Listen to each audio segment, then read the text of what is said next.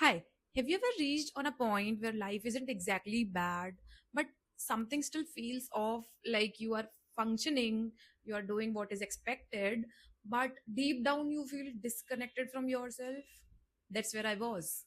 And this video is not an advice, it's not a motivation, it's just me and my idea of self reflection. So, hi, I'm Saloni. Welcome or welcome back to my channel. And in the long video section, we do talk heart to heart. And in today's video, we are going to talk about self reflection and why it is very important to have have self reflection in life every now and then. So, don't go anywhere and let's start without any further delay. So today we are talking about self reflection, and trust me, self reflection have made me realize that I was always in reaction mode. Now let me break this down for you. uh, Reaction mode means what? I was reacting to people's expectations, I was reacting to situations I didn't choose, or I was maybe reacting to the version of myself that others were comfortable with. I thought I was self aware, but I wasn't really self reflecting. And why?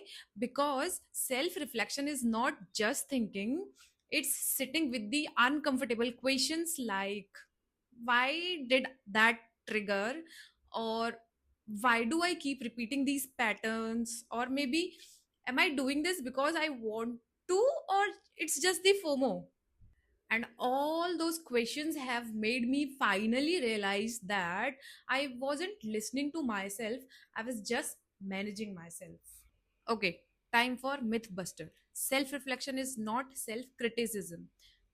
This was a big one for me. I used to think that self reflection means pointing out everything that is wrong with me. But real self reflection is much gentler.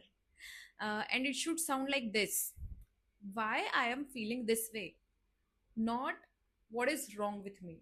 And trust me, when I stopped attacking myself and started observing, things shifted. I began to notice what drains my energy, what feels forced, or other way around, what feels like home. And slowly I stopped trying to fix myself. I started understanding myself. While we are talking about shifts, the biggest shift that I have noticed in myself is that I learned to sit with silence. Yes, silence used to scare me a lot because in silence your thoughts get louder. But now I have realized that self reflection actually needs silence, no phone, and no noise. It just need you asking yourself that what I actually want right now, or maybe what am I avoiding, or maybe what version of me am I holding on to out of habits. Is this real me?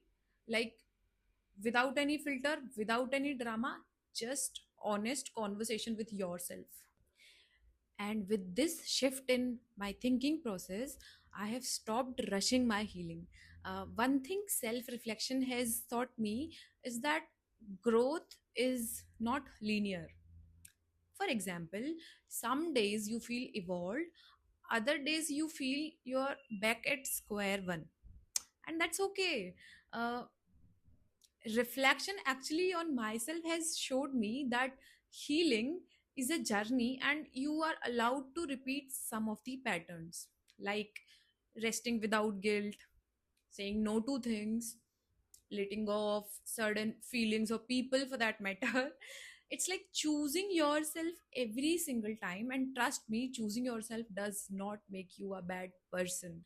So if you are in this phase too, and if you're watching this video till here, please remember, you don't need to have all the answers right now. Just start spending some time with yourself, and the rhythm will follow. With this, we have come towards the end of this video, and I wish to end this video with this message that self reflection did not change my life overnight, but it has changed the way I think and feel about myself. And if this video resonates with you, take it take it as a sign that we will sort everything out together one day. Bye bye.